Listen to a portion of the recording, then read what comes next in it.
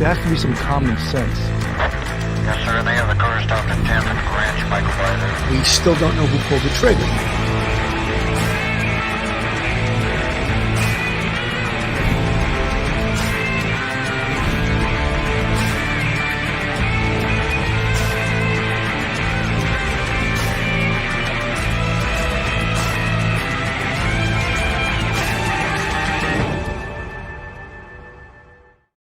Hello, everyone, and welcome to Police Off the Cuff Real Crime Stories. I'm your host, retired NYPD Sergeant Bill Cannon. As you can see, we have an excellent crew of lawyers with us tonight. And on the bottom is, you're not really retired, Melanie. You're just taking a hiatus. We have attorney Melanie Little, also the mom of five, and actress, jack of all trades. Melanie, thanks for coming on the show tonight. Oh, thanks for you keep me so busy that I have to keep extending my hiatus. So we'll see. Well, and Melanie is also the masteress of preparation. If you ask her to come on the show, she's going to do a hell of a lot of prep. So she's excellent. Yeah, that's exactly right. And on the to my right is Professor, also attorney, professor at Albertus Magnus College in Connecticut, retired NYPD Sergeant Michael Geary. How you doing tonight, Mike? Good, Billy. Thank you for having me on. Hi, Melanie. Good evening. Well, you know, we always miss Mike. I can't have all four of my talent on at the same night. Although we've done it before, but I can't have it every time because this is your expertise, and I chose to bring you guys on tonight. I also want to just open the show with thanking Dr. Debbie Goodman, who brought me into St. Thomas University on Monday and allowed me to teach a class in homicide investigation to her students. If any of her students are watching, it was my pleasure to come there. I was thrilled to do it. In case you don't know, I taught college for 10 and a half years besides my NYPD homicide duties, and it was a hell of a lot of fun. In fact, I taught at the same school as Professor Mike Geary. So he can attest to my talent and skills in that vein. Oh yeah. So anyway, one of your lectures. Oh yeah. That's right. I saw the pictures you put up on Instagram, and I recognized Dr. Debbie right away, and with a couple of students. So yeah, I put them on LinkedIn, and Dr. Debbie has been a frequent guest. Not as frequent maybe as we should have her on because she's an excellent guest. She's a PhD in criminology, and she's really well-spoken and well thought of in her field, and published author and all that stuff. So Dr. Debbie, if you're listening, thank you so much for that invite. I had a hell of a great time. But so folks, go ahead, Melanie. I'm sorry. I was just going to say, did the students pay attention, or were they nodding off? They did. I don't know if they could decipher my New York accent. They probably needed an interpreter, but I think they were okay. All these Florida kids hearing that New York accent. Anyway, Melanie, I know this is your second time speaking about this topic, but we know that there's been a subpoena, and we'll refer to her as BF, even though, you know, maybe perhaps some of the videos that I play should be name by name. But there was two roommates, of course, in 1122 King Road that survived the attacks of Bryan Kohberger. And one is DM. And I mean, the names are out there. It's been out in the news for a long time. And the other one is, of course, BF. And recently, the defense issued a subpoena for BF, who resides now in another state, in regards to potentially exculpatory evidence that she may offer. And we don't know what that is, and we don't even know if it is, in fact, exculpatory. But the internet and the YouTube channels and the regular news, a lot of the sensational news, they're going crazy over this. They're acting like, oh, this could mean Bryan Kohberger is not guilty. I mean, how do they jump to that from all of the evidence they had? But I know, Melanie, you spoke about it the other night on Duty Ron's show, and I would love for you to cover this. And, of course, Mike, we're going to let you jump in, too, because you passed the bar also. So, Melanie. Thank you, Bill. So you know about Idaho law. Okay, so here's what happened. BF, as we're going to call her, lived in the basement of the King Road house where the murders occurred. She's one of the two surviving roommates. I don't want to name her because I just feel strongly that I don't think her name should be out there, but everybody else says if you want to know her name, you can find it somewhere else. She does no longer live in the state of Idaho. She now lives in Nevada. So the defense wants to subpoena her to come in and testify at the preliminary hearing. Okay, that's very important. It's the preliminary hearing, not the trial. But because she lives outside of the state of Idaho, they have to file a motion in Nevada where she lives for what they call an out-of-state commission to have a judge order her appearance back in Idaho, because the subpoena powers of a state only extend to the state borders. So the defense team in the Kohberger case asked the public defender in the county in Idaho where Ms. F lives to represent them and to file this motion for what they call an out-of-state commission. As part of that motion, they had to file both an affidavit of the magistrate judge in Idaho, who is Megan Marshall. As you know, she's been the judge from the get-go of this case. And she says in her affidavit, in support of this out-of-state commission to force BF to come back to Idaho to testify at the hearing, she says that BF may be, those words are very important, may be a material witness for the defendant in this case. That's just one sentence of the affirmation. It goes on for a couple of paragraphs, and they say they'd like her to appear on June 28th at 8 a.m. Now, in addition to that, they also had to touch an affidavit of someone who has facts of the actual case, not just the judge. So they attached an affidavit of a private investigator who was hired by the defense team, which is not unusual. Every defense team has at least one, usually more private investigators on retainer to help them investigate their side of the case. This private investigator, his name is Richard Batanti. He swore in his affidavit, and he goes through some of the facts that he was asked by appointed counsel Ann Taylor to investigate the alleged incident that led to the arrest of Bryan Kohberger, that he's charged with 4 counts of first-degree murder and 1 count of burglary. The deaths took place in a 3-story home. There are 2 bedrooms on each floor, bathrooms on each floor, and a kitchen, dining room, and living room on the middle floor. That he's alleged to have entered the house around 4 a.m. while 6 people were sleeping and present, killing 4 people in 2 separate rooms. He says BF's bedroom was on the 1st floor. The other surviving roommate's bedroom was on the 2nd floor. BF was interviewed by police on several occasions. We already knew that because that was in the probable cause affidavit that preceded the arrest. So we knew that BF was interviewed by law enforcement. We just don't know what she said because of the gag order. He says she disclosed things that she heard and things that she saw. And then he says this. He says, during the course of my investigation, it became known to me that BF has information material to the charges against Mr. Kohberger. Portions of information Ms. F has is exculpatory to the defendant. That's in his affidavit. That doesn't make it true. Just Melanie, I just want for our audience, and I'm going to, since Mike hasn't had a chance to speak yet, Mike, I'd like for you to define exculpatory. Okay, exculpatory, there's 2 kinds of evidence, inculpatory and exculpatory. Inculpatory evidence is the kind of evidence that tends to prove that the defendant is guilty of the crime. That's incriminating evidence. In other words, for incriminating evidence. Exculpatory evidence is evidence that might tend to show that there's some reasonable doubt as to whether or not the defendant is guilty, that may actually clear the defendant. In some cases, it may be evidence that may be like witness statements and things like that. They may be contradictory to what the prosecution is putting forth as a theory of the case.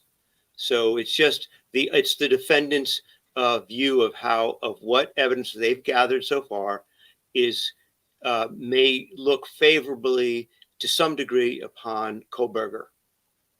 Not Mike, that he's totally innocent, but that there's a lot of inconsistency between what the prosecution is saying and the defense saying we have information, and when we look at it, that we put a different twist on it. It's possibly showing some reasonable doubt. Mike, I'd just like to weigh in on the investigation and the fact, and not just this investigation, but all major investigations. The police get to the witnesses, of course, first, and they take in-depth statements at least this is the professional way to do it, and go back and not rush through the statement. Take hours for very important witnesses like DM and, of course, BF. They would really want to lock them in because, again, right now, private investigators will be trying to dissect. Maybe BF said one thing on one day and then they interviewed her again on another day, and it may not have been consistent. To me, that doesn't rise to exculpatory evidence. However, a private eye, and a lot of these private eyes, many of them are former cops, but a lot of them have the ethics of not very high ethics, I'll put it that way. And, they're trying to show their value to the defense team, and they're trying to come up with that, that reasonable doubt. They're trying to draw reason for the attorneys. So what they consider to be exculpatory and what we would consider, and again, the police, good investigators, will lock these statements in. And if they interviewed BF on one day and maybe interviewed on another day, and it wasn't totally consistent with what she said each time, to potentially to a private eye or to the defense, they could view that as exculpatory. But I still don't understand why they want to bring her back for a hearing. Correct, because the standard of the preliminary hearing is not beyond a reasonable doubt. The standard of a preliminary hearing is it likely that these crimes occurred, and is it likely that the defendant did it? And if it is, then we can send the defendant to trial. So what happened in this case is that BF is now opposing this motion. She has an attorney who was a prosecutor for 14 years in the county where this action was brought. Now she does a family law. And she's saying that there's no precedent for this, that it's never been done before. There's no case law. There's nothing that would require us to essentially extradite, our Nevada resident to Idaho for a preliminary hearing. The way the evidence is presented at a preliminary hearing is usually the detectives who took the statement would get up and read the statement on the stand. So, and she also says that not only that, but we should have a hearing about this before we make a determination about whether Ms. F should have to go back to Idaho for this preliminary hearing. So I think that a hearing should be held. And if the judge hears the evidence and finds that, yes, this is material to the preliminary hearing, then absolutely she should be required to come back and testify for the preliminary hearing. But, there are procedures that have to be followed. And if you watch certain YouTubers and certain, even in the media, they're going berserk about this. Like, why isn't she just going to do her civic duty and just go back there and show up? I mean, this girl's been traumatized enough already. Yeah, Melanie, that's exactly it. A lot of these talking heads, a lot of these YouTubers, they have no experience in the law. Many of them, not all of them, many of them. And even, some of the sensational news stations, this girl was traumatized. Totally traumatized. She doesn't want to see Bryan Kohberger ever again. But if she has to testify, in her mind, it will be in the trial, not in some preliminary hearing. And the other way around this, and Mike, I'm going to have you weigh in on this. There was an attorney on one of the stations who said the way they can get around this is use the grand jury. Just indict them. The grand jury is a secret process, and they don't have to tell the defense what they're doing. But apparently in Idaho, it's not used as often as it is in other jurisdictions. Mike. Yeah, the grand jury is much more friendly. You remember, as police officers, we've testified in grand jury proceedings. They're very informal. It's totally dominated by the prosecutor. The police officer or the detective or the witness is speaking to the grand jurors, and they can ask questions and things like that. There's no defense attorney there trying to cross-examine, the witness, like the police officer or the detective. And it's usually a fairly quick, there's some times I've been on the grand jury speaking for 15 minutes to 20 minutes, and that's it. And then you find out that they've indicted this person. In this county, in Latah County, probably because it's a very rural area, that they're going to have the judge take the part of the jury and to determine if there's probable cause.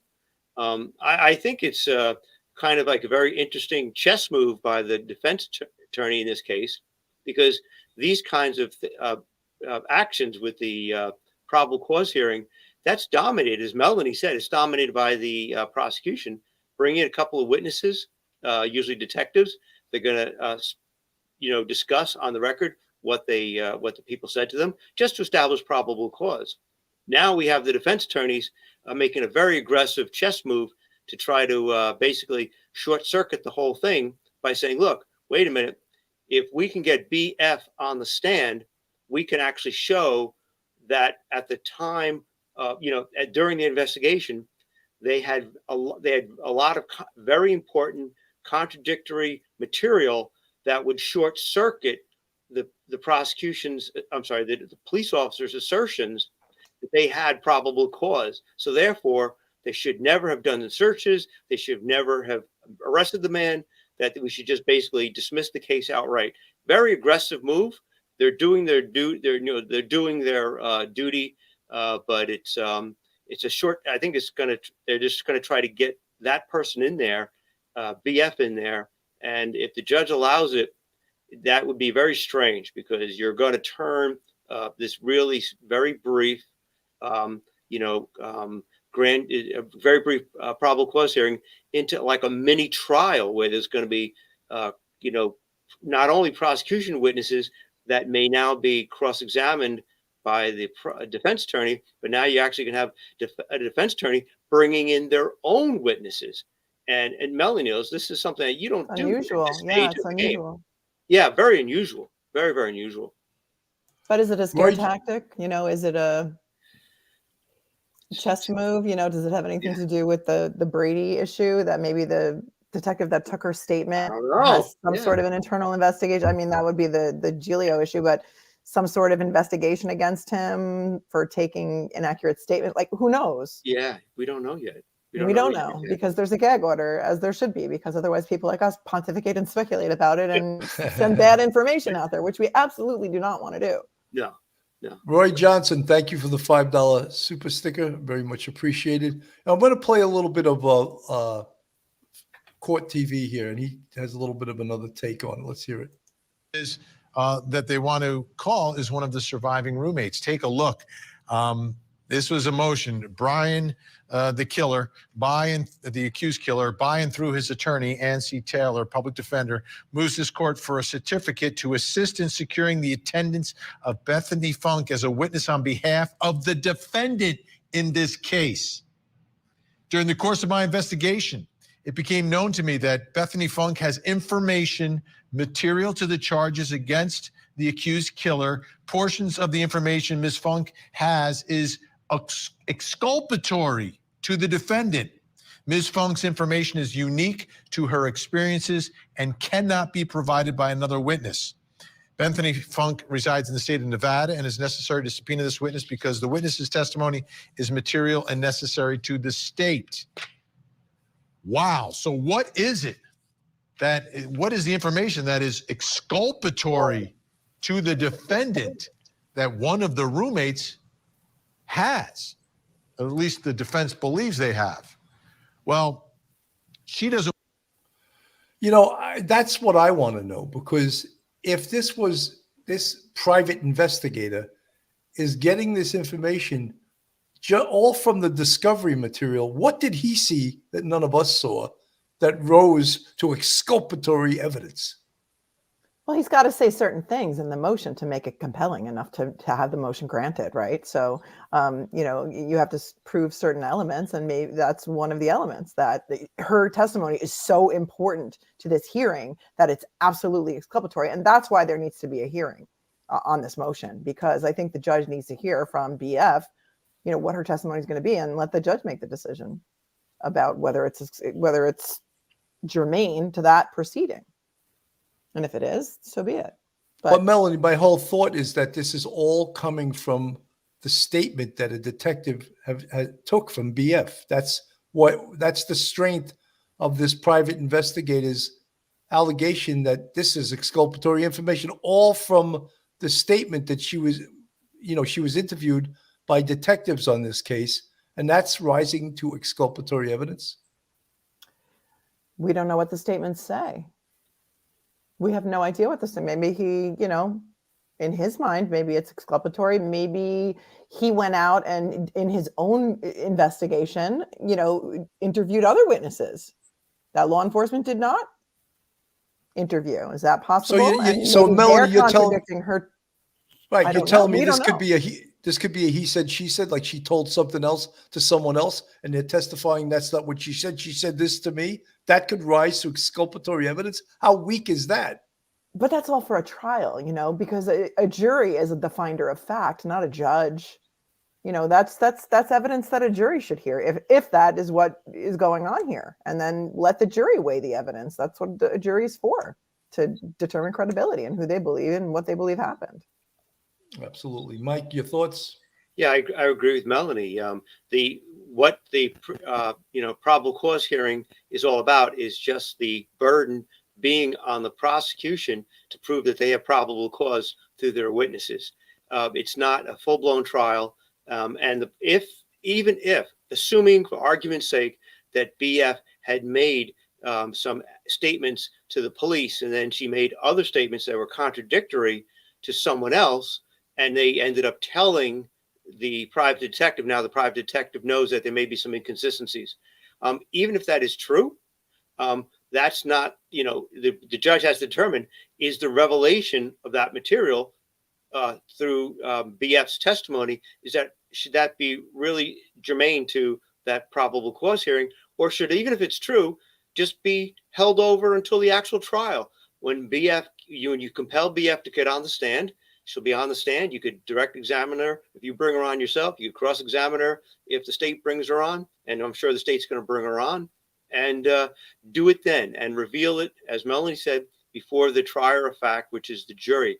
Let them decide. The prosecution only has to show at this point probable cause. And if they've interviewed, they've got, scientific evidence, they've got, perhaps DNA evidence, they've got, phone record evidence.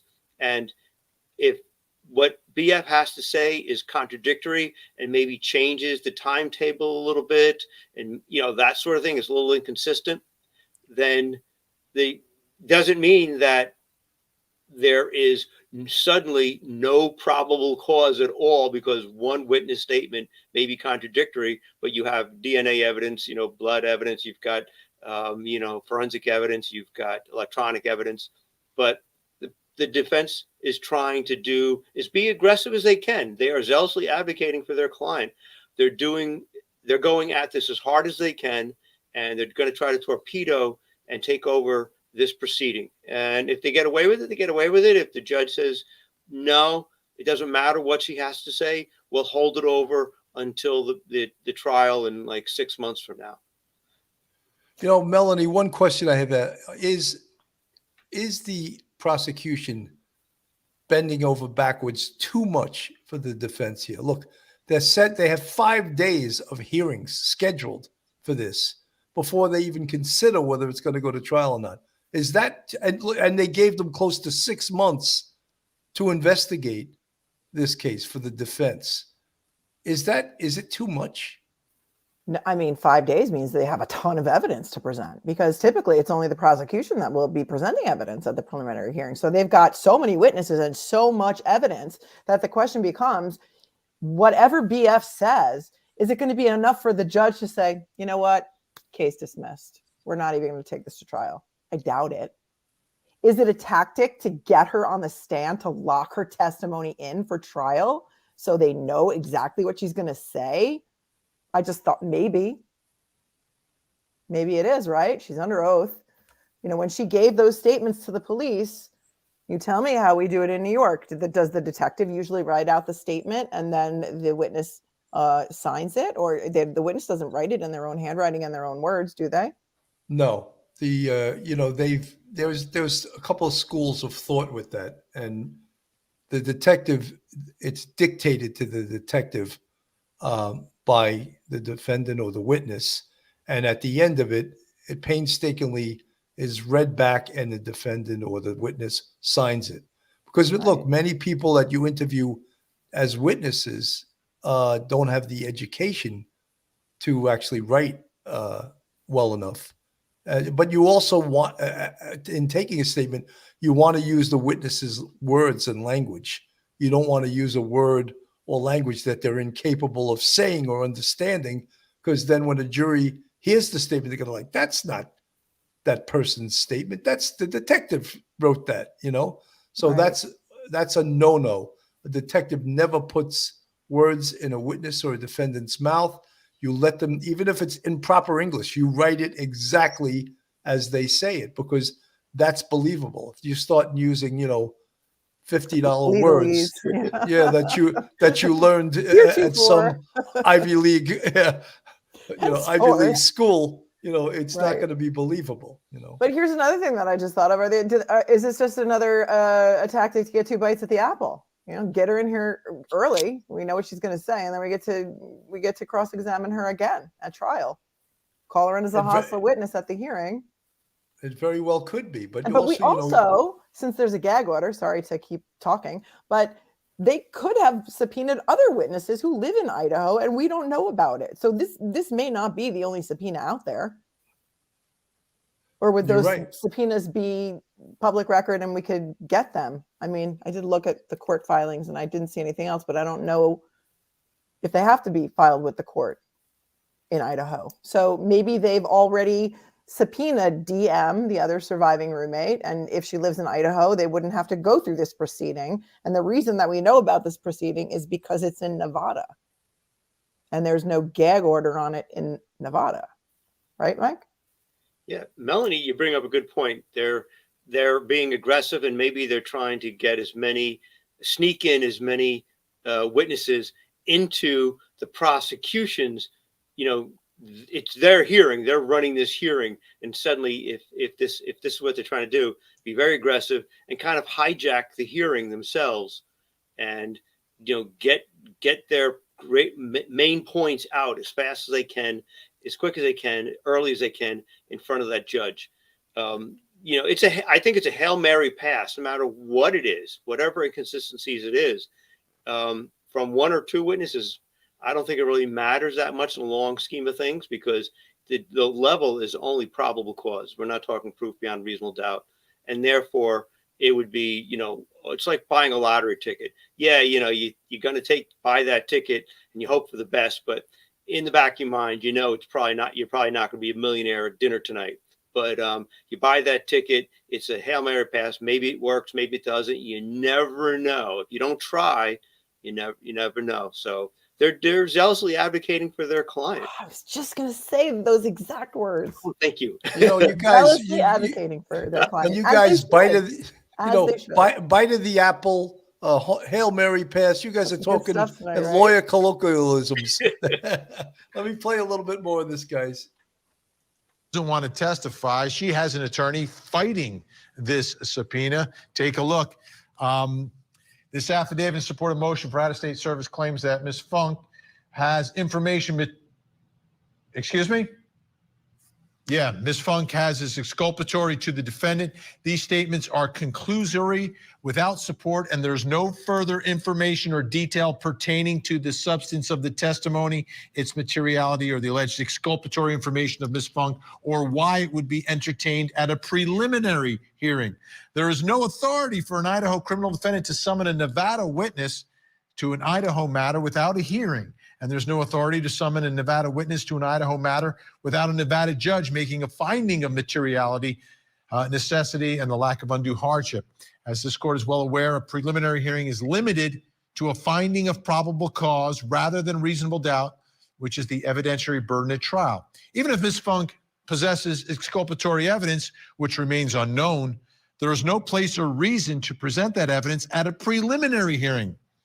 A preliminary hearing requires the state to offer competent evidence to support probable cause and convince the magistrate that a trial should be held, not the issue of innocence or guilt of the defendant. What's going to happen here? How significant is this development? Let's bring back in our think tank, Ann Bremner, Rick King, and the professor, Michael Stewart. I don't think we need their panel. We have our own. We have our own panel. And Melanie, you said exactly all of those things not perhaps in legalese, but in language that we could all understand. And it's almost like they are, as you said, trying to hold the trial before the trial. And it makes for great TV, right? And it makes for great media stories, because the media can't report about anything else because there's a gag order in place. So this is something they can report about, and they making it maybe a little bit bigger than it is. But I think it's for a judge to decide, not the media, not the court of public opinion.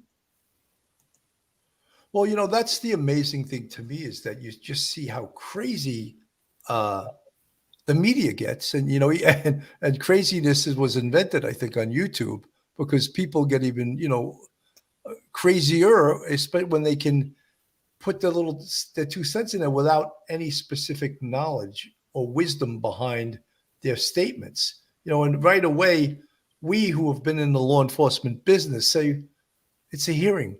What did she say in a statement?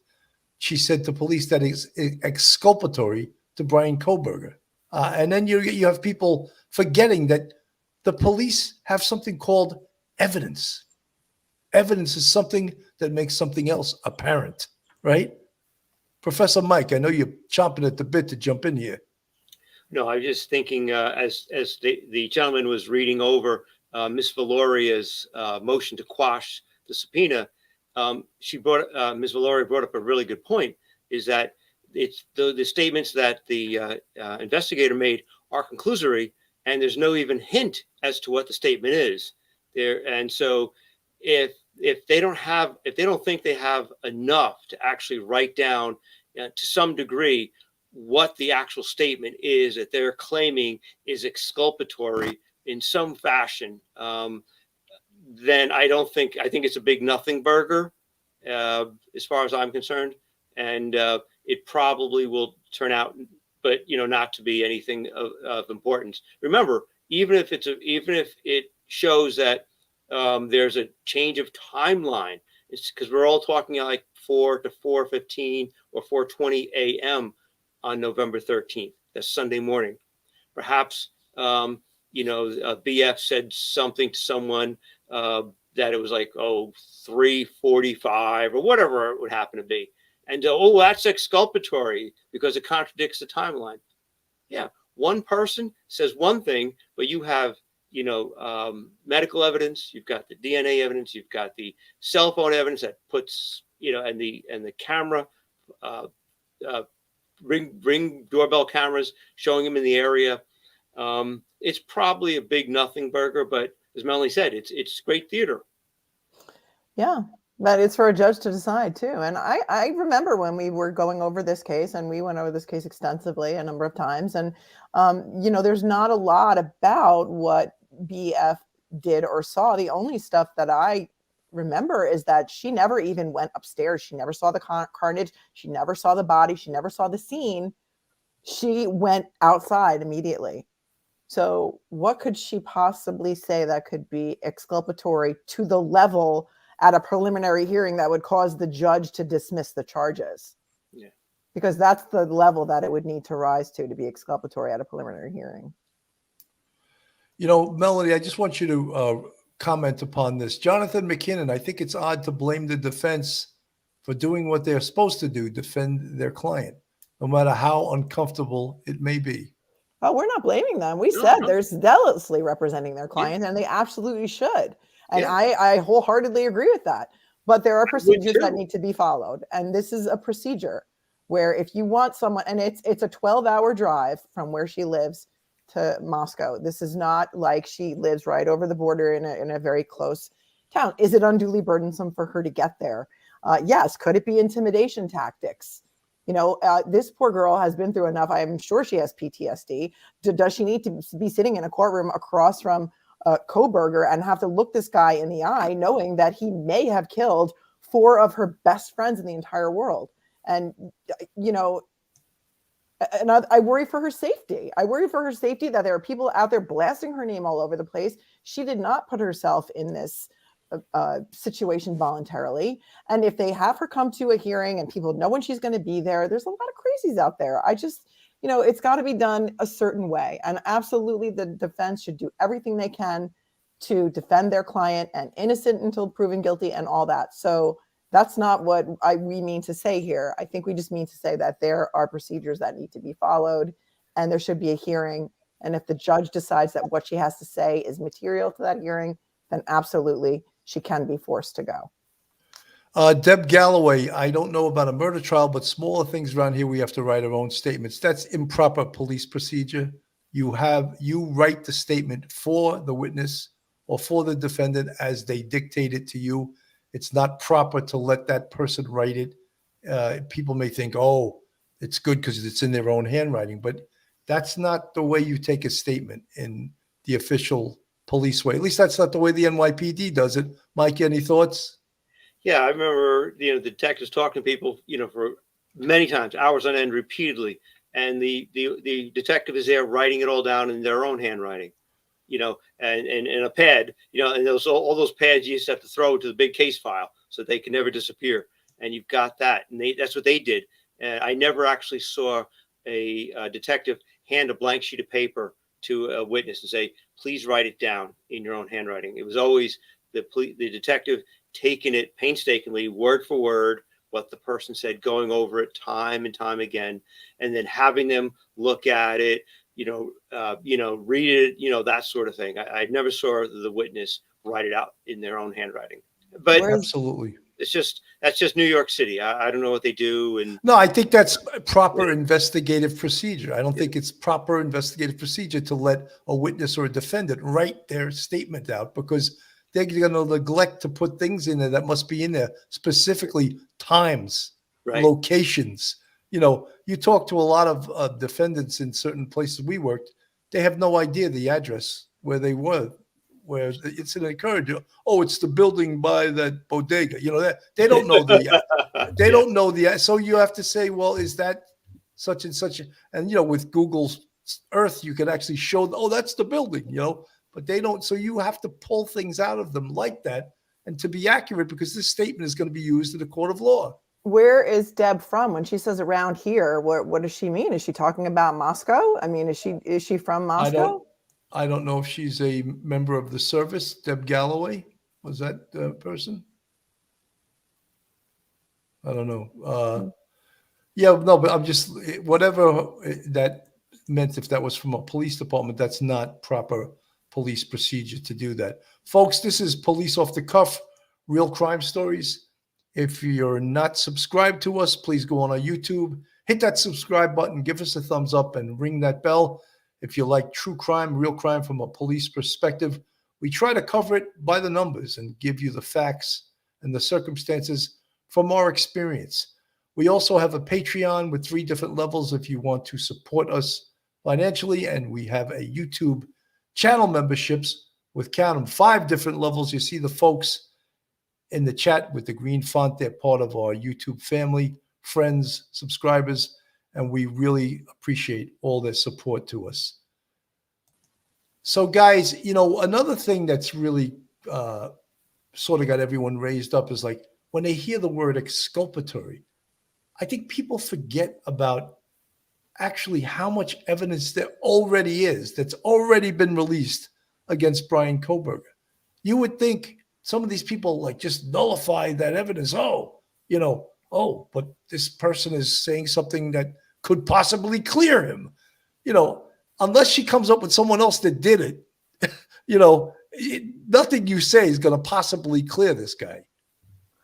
Right, but even so, if she said that somebody else did it, that's still some evidence to be weighed by a jury, not a judge. A judge isn't just going to take her word for it and say, okay, let's dismiss these charges, because remember, we have DNA on the knife sheath. We've got, and who knows what else they have. I mean, this scene was so horrific. There's got to be other stuff. I mean, he was not wearing some sort of Dexter type suit where he left nothing at the scene. We just don't know what it is.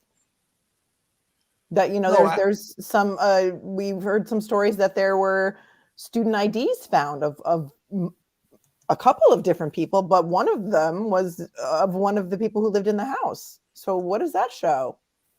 A couple of things. Melanie, if that happens to be true, and it's one of the identifications of one of the students that was murdered, and of course Ethan Chapin, Zaina Knodel, Madison Mogen and Kaylee Gonsalves. We like to refer to them by their names because they should be the ones remembered in this case, not Bryan Kohberger. And we don't like to refer to them as the Idaho Four. We want to refer to them by their names. You know, here, there's a little slide of it.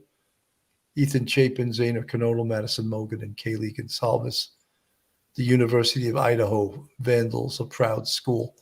You know, the university here will be remembered probably more for this than anything else, probably in the next, 20, 30, 40 years, this is what happened here, November 13th, 2022, and it's an infamous event. And, of course, the university and the community would love to have this put behind them. But unfortunately, this is really just beginning as far as the craziness with the trial, the media craziness.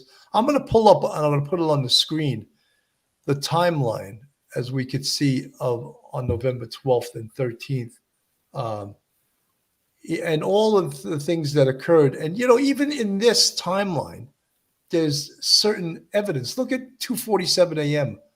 Phone belonging to Bryan Kohberger stops connecting to the cell phone network in Pullman, Washington. 2:53, surveillance video shows a white Elantra traveling to a highway between Pullman and Moscow. 3:29, surveillance video shows white Elantra in the victim's neighborhood. 4 a.m., Zainer Knodel orders and receives DoorDash delivery at the home.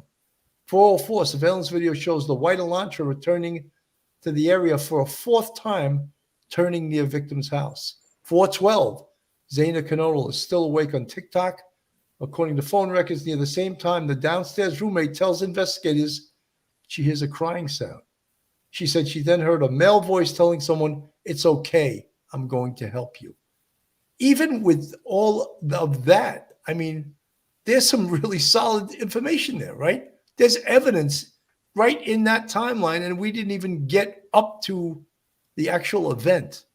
So can it, electronic evidence is really solid evidence. Cell phone evidence. There's people in the media and journalists that try to minimize it. You can't minimize it.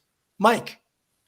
Yeah, anybody that wants to try to minimize like DNA evidence and, fingerprint evidence or, things like that, electronic evidence, they're just grasping for straws. There was a Times editorial, I remember about a month or two back, saying we shouldn't really rely on, the scientists, this electronic evidence. No, electronic evidence is excellent because those are business records. They're presumed to be very, very accurate.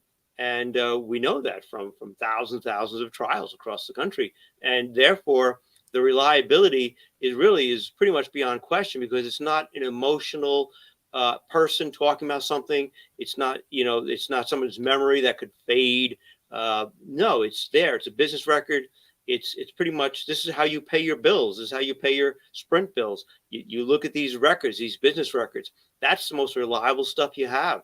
That's better than a lot of other things you could possibly have. So this is the kind of stuff you rely on. And if one witness says something that may be slightly contradictory or even directly contradictory to a business record, I think I'm going to take the business record's reliability over that witness's reliability, because you and I know, we all know, when we tell stories or we think about something that happened a year ago or 6 months ago or something even 3 weeks ago, we might actually get the time wrong, who was in the room when we were talking to somebody about something else.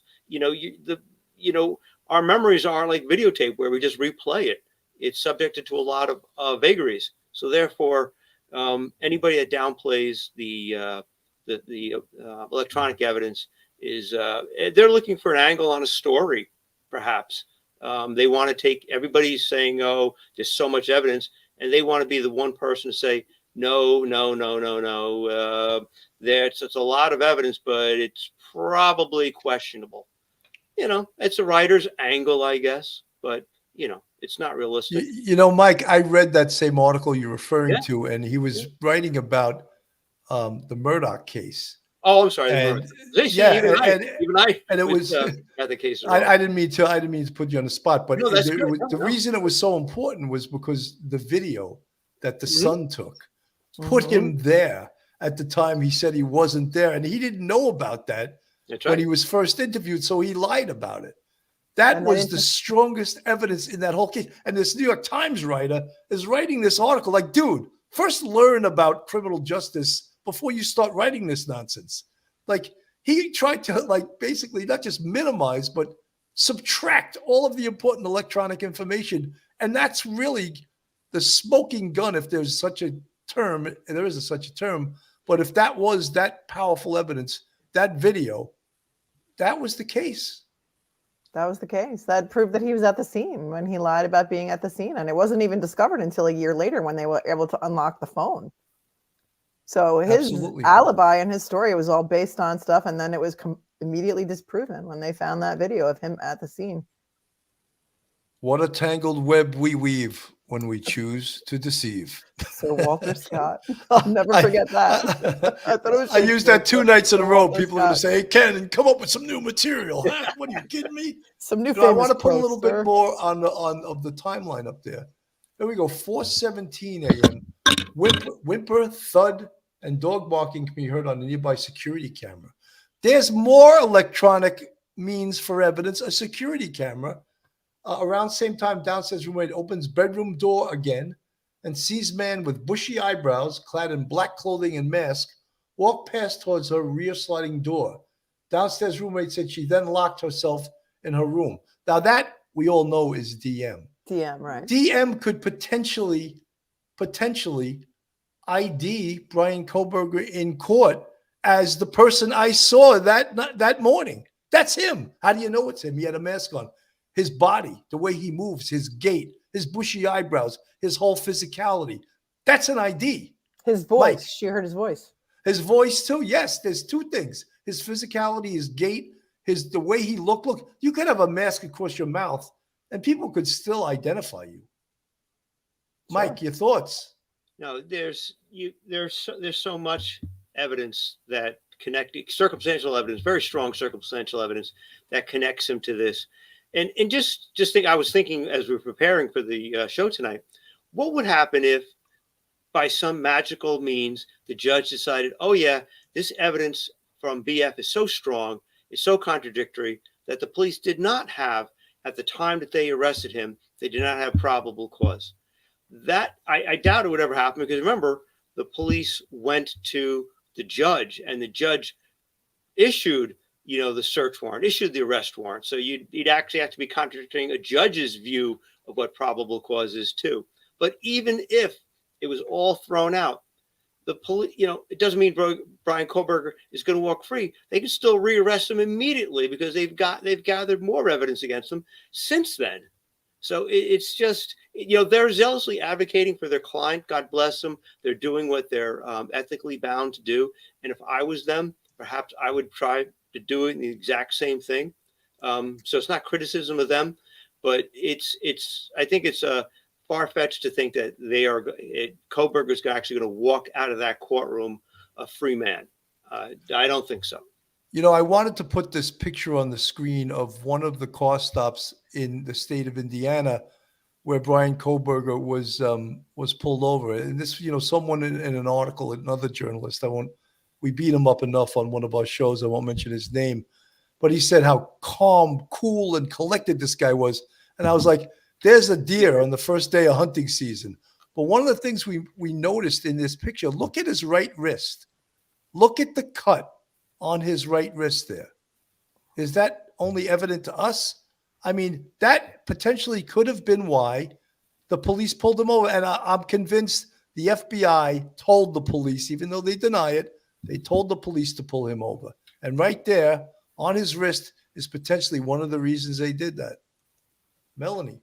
I agree. My sister and I are armchair detectives, and we were following this case, like we watched the OJ chase on TV that day, all those years ago.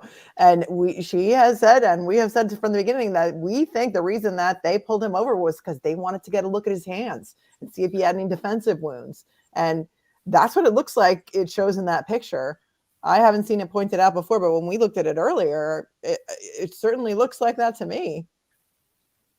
Absolutely. You know, one of the things I covered this case a lot of times, when they finally, they had him under surveillance, and in his house in Pennsylvania, his parents' house, he was seen at 4:00 in the morning taking garbage from his house and throwing it in his neighbor's garbage pail. He was also seen at 4 a.m. washing his car. I mean, I said at that point, if that was NYPD stuff, and I had as much on him already, which they already had problem, because I would have locked him up right there. I would have grabbed him right before he could clean his car, because not that he's going to get all the forensic evidence. If there's blood evidence in there, if there's hair, there's fibers, if there's dog hair from that dog, it's going to be there. I don't care how many times he cleans the car. But I mean, that was such, again, using a Gearyism, consciousness of guilt, you know? Thanks, Phil. Right? No, really. Who washes that car at 4:00 in the morning? Right? Sounds suspicious to me. Right. In when was he arrested? In January? In Pennsylvania in January? In December. In December, yeah. It's still winter. It's winter. It's cold, you know. And, you know, one of the other things that we also, the route that he took home to go back to Pennsylvania was at least like another day's travel than the route he could have taken had he not been trying to avoid police stops. He claimed he took that route because of weather. That's what he told his father, that he took a route that was about a day more travel because of the weather. I think it was to avoid the popo, you know, the police. I'm using New York City-isms, the popo. Iron Range Rube, thank you so much for the $20 super sticker. Very much appreciated. Thank you supporting Police Off the Cuff. Again, I'll put this on the screen again. White Elantra at 4:20 a.m. The murders have been completed. He gets in his car. He takes off. Seen leaving the neighborhood at a high rate of speed. Now, the argument here now is, how do we know that was his car? How do we know that was him? Because at this point, his cell phone is turned off. So we don't have the pinging. Of course, the video cannot identify his face, and nor was it able to read the plate. But it's a white Elantra, and that's the car. That was the biggest evidence they had in the very beginning of this case. 4:48 a.m., Bryan Kohberger's phone reconnects to cell networks near Blaine, Idaho. That's a town south of Moscow. 5:30, Bryan Kohberger's phone is detected back in Pullman, Washington. 9:12, Bryan Kohberger's phone connects to the cellular network in Moscow, idea near the scene of the murders. 9:28, Bryan Kohberger's phone connects to the area of his home in Pullman, Washington. 11:58, a 9/11 call reports an unconscious person at the scene of the killings, triggering a response from law enforcement. All of that, we can, of course, say circumstantial evidence. Pretty damn powerful circumstantial evidence. Melanie. Yeah. I mean, you know, you could say that if we're looking at the psychology of mass murderers or serial killers, we don't know if he's a serial killer yet, but that this is typical behavior of a mass murderer or serial is to return to the scene of the crime to see what's happening. You know, they often show up at the memorial services or funerals of the victims, and often there's law enforcement there looking to see if anybody looks suspicious. And also the finding of the student ID. You know, when did he come into possession of that? Why was he in possession of that? Was it before the murders? And if it was, doesn't that show some evidence maybe of stalking? And if it was after the murders, doesn't that show maybe some evidence of collecting a souvenir or a trophy? Because, you know, there's some sort of pride, I guess, in these killings. Maybe Mike, you know, can speak more to the psychology of these crazy killers, but trophy collecting is something, right? Yeah, we saw that with the BTK killer, collecting little bits of evidence from each of the victims.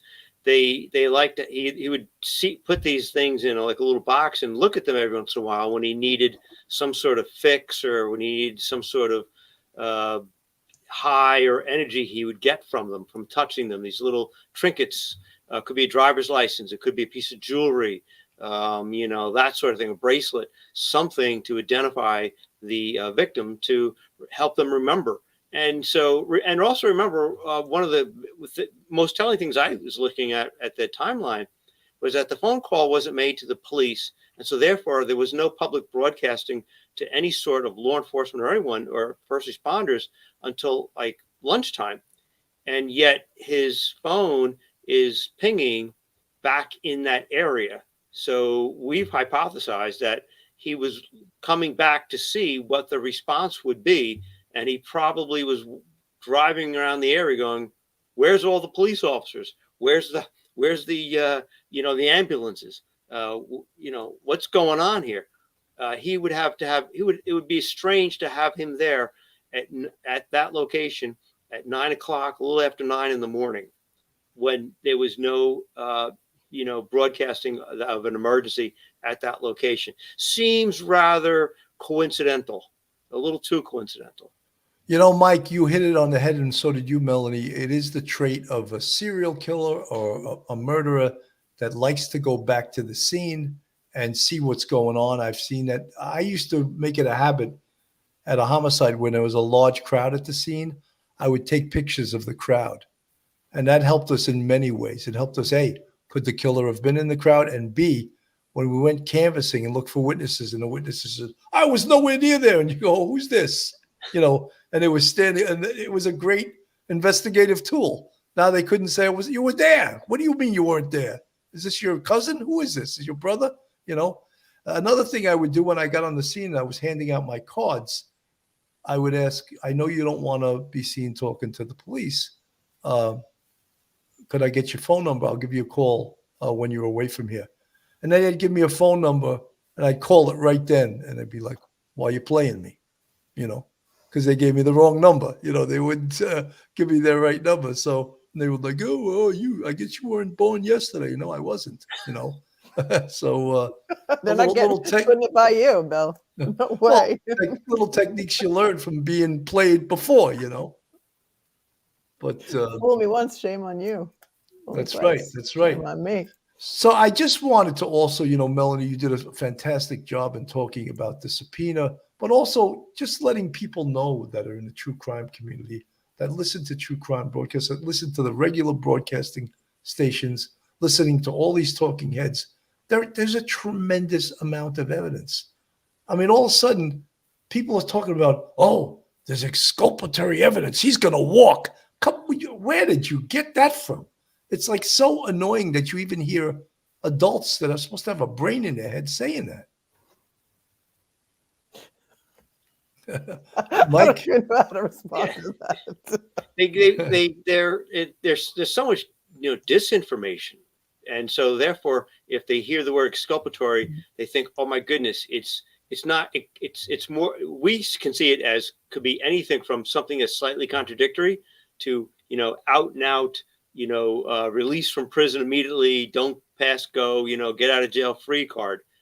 No, it could be a lot. It could be something big, it could be something really small, something just minor. And I'm thinking it's probably some contradictory statements that maybe BF had made that really, when you weigh that against what evidence that we already have, electronic and other witness evidence, really does not equal whatsoever. But I think people like to just speculate, and they like the dramatic, and so they're thinking this is going to be a very dramatic hearing, and they want to see if there's going to be some drama.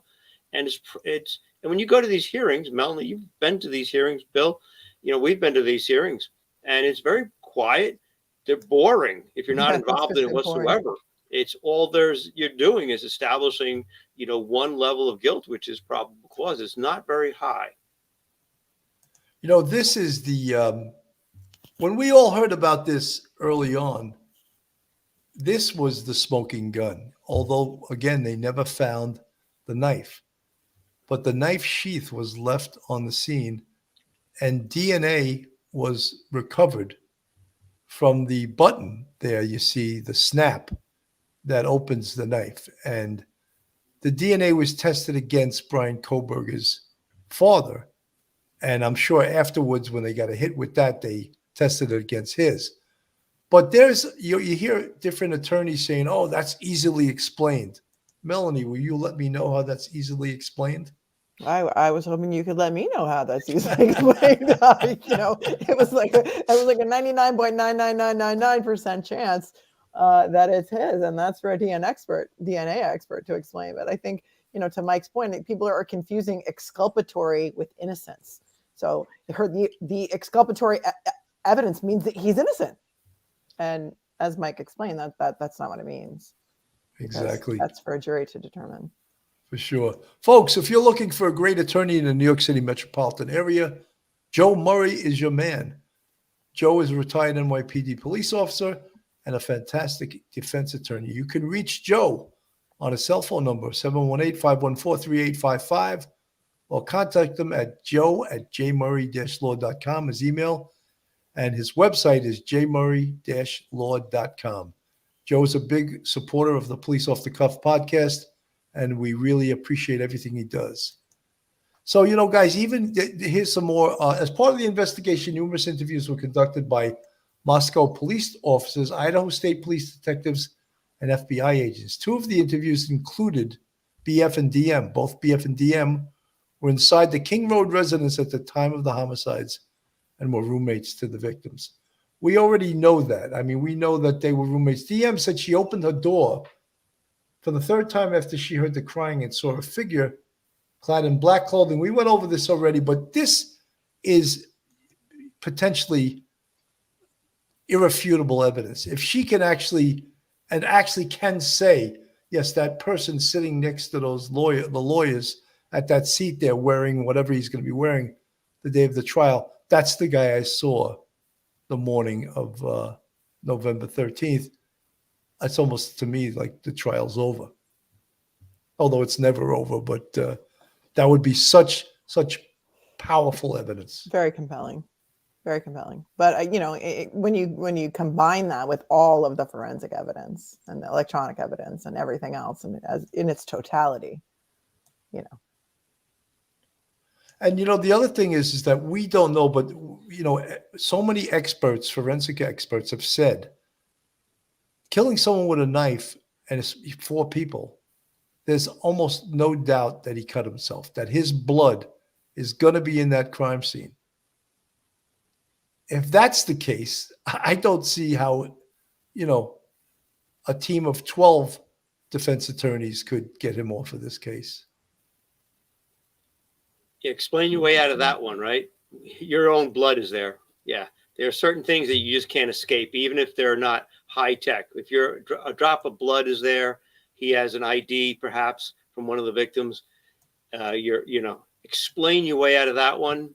I would think the greatest, Johnny Cochran, O.J. Simpson's defense attorney, a great defense attorney. I don't think he could even explain away that sort of thing. Some of the stuff you just cannot explain it away.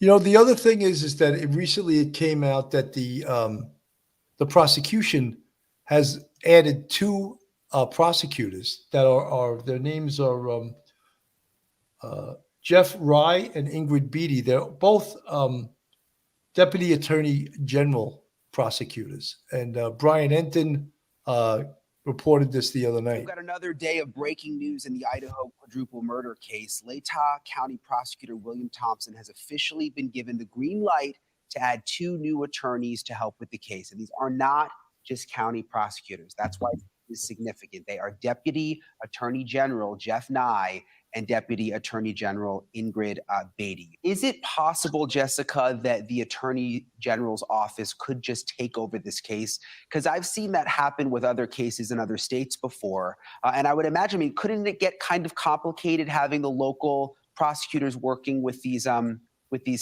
state folks?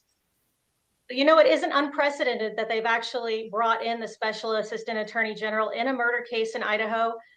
There was one previously where that actually happened, where the Assistant Attorney General said that they felt that it was their obligation to actually take over the case. But the courts in Idaho said no, that the statute says that they are there to assist the county prosecutor, and this is supposed to be a concurrent sort of jurisdiction. So I think what they did is they reached out and they said, we'd like your help. And they were willing to provide it. So I think that it's absolutely a positive step in the right direction that they're pulling on these additional resources. The preliminary hearing is in June. It seems like they would really have to get these new attorneys up to speed, which, I mean, there's a lot of evidence we know in this case. Absolutely. They're going to have to come up to speed, and they're probably all going to be working on different aspects of the case in certain ways. As we know, there's a lot of scientific evidence in this case. There's DNA. We know that there were some scientific evidence that was returned from the search warrants. We don't know what the results were, but we can presume that there's going to need to be some laying of the foundation, so to speak, where they bring in experts to testify, to get in that scientific evidence. We know there have been thousands of pages of disclosures, although we don't know what they are. We can at least see that much. So there is going to be a whole lot of evidence, and it's going to be a coordinated effort from all of these attorneys involved, for sure. We've got another. So not only is the defense spending lots of money on this case, so is the prosecution.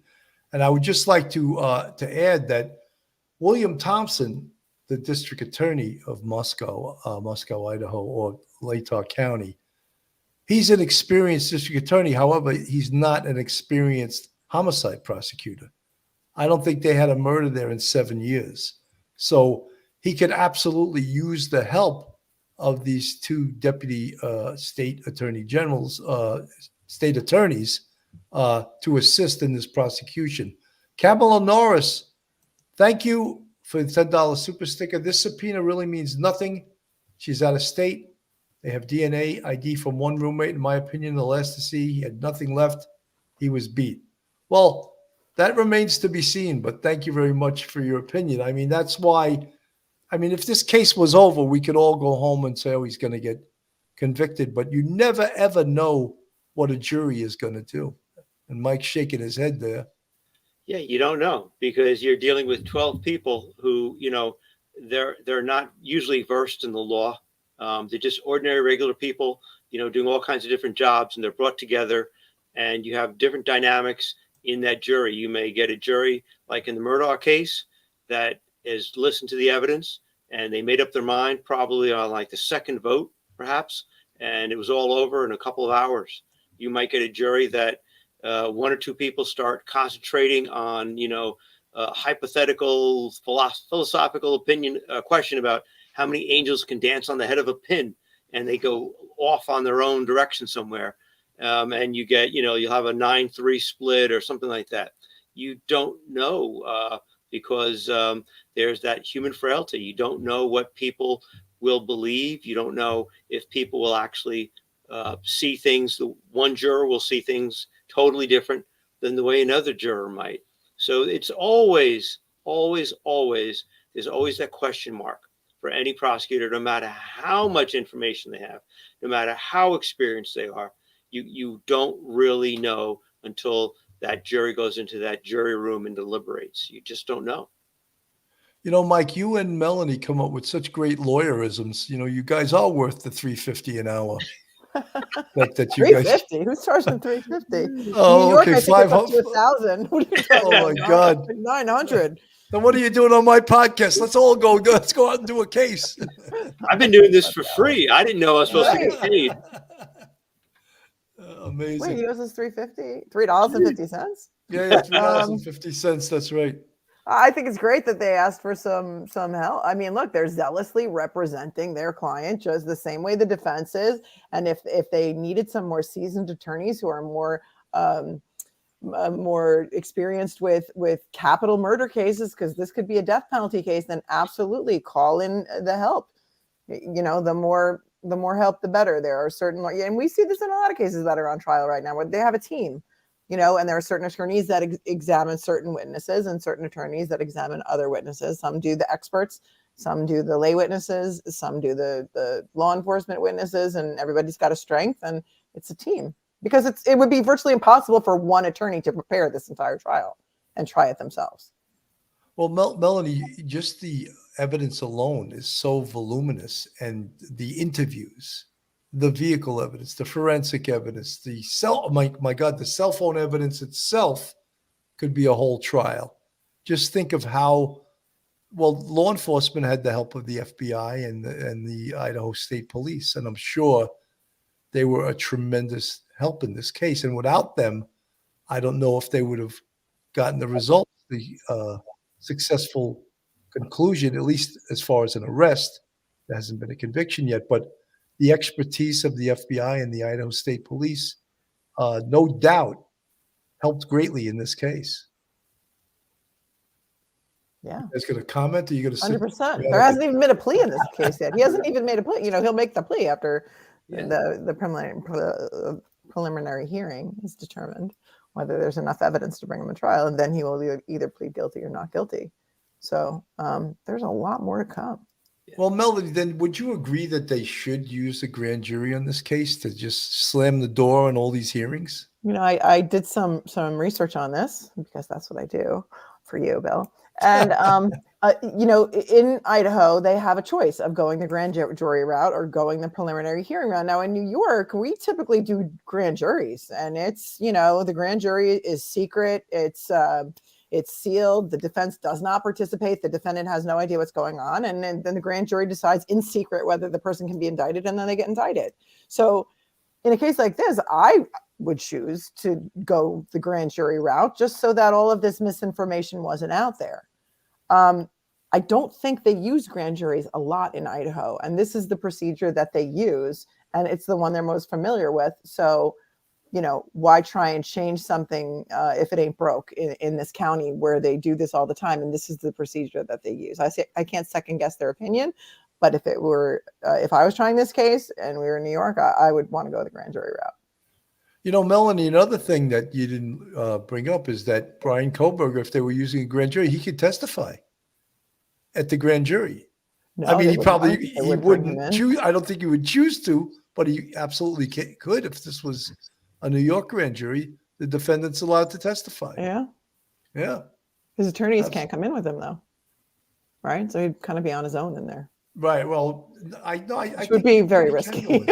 Be really risky. No, but I know people that have testified, and there was no true bill, and the case is over. Boom. I don't think that would happen in a case like this, but that could happen. So, if now instead we have this hearing process and an unending investigation of 5 to 6 months. And again, for those are detractors that detract from us because we're pro-prosecution. Yeah, no, this is our system.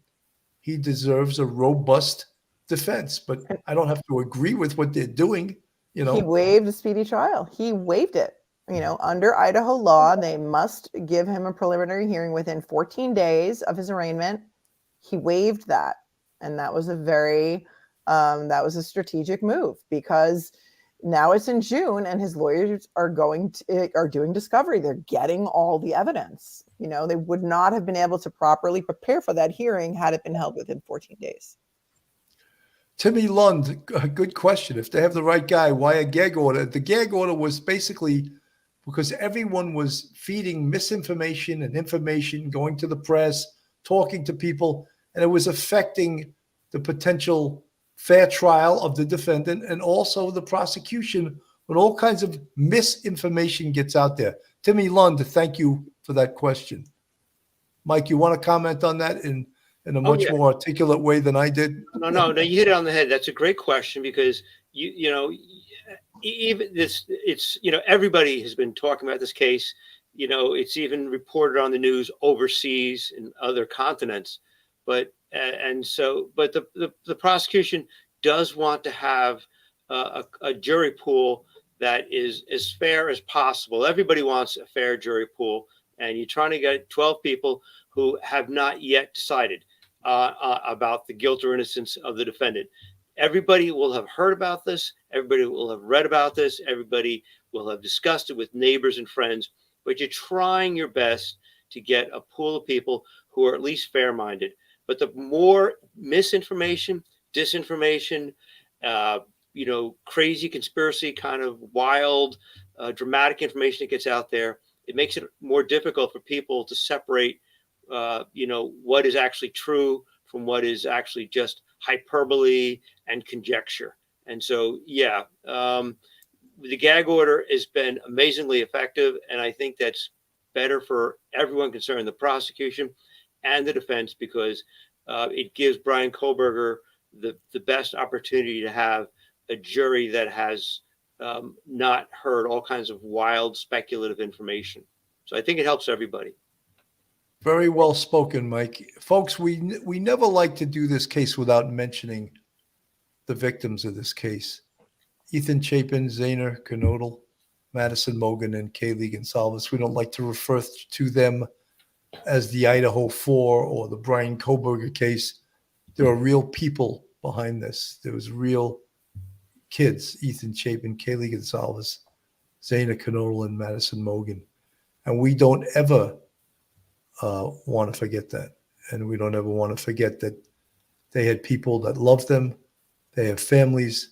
Other students on the campus will never be the same. The town will never be the same. The community will never be the same.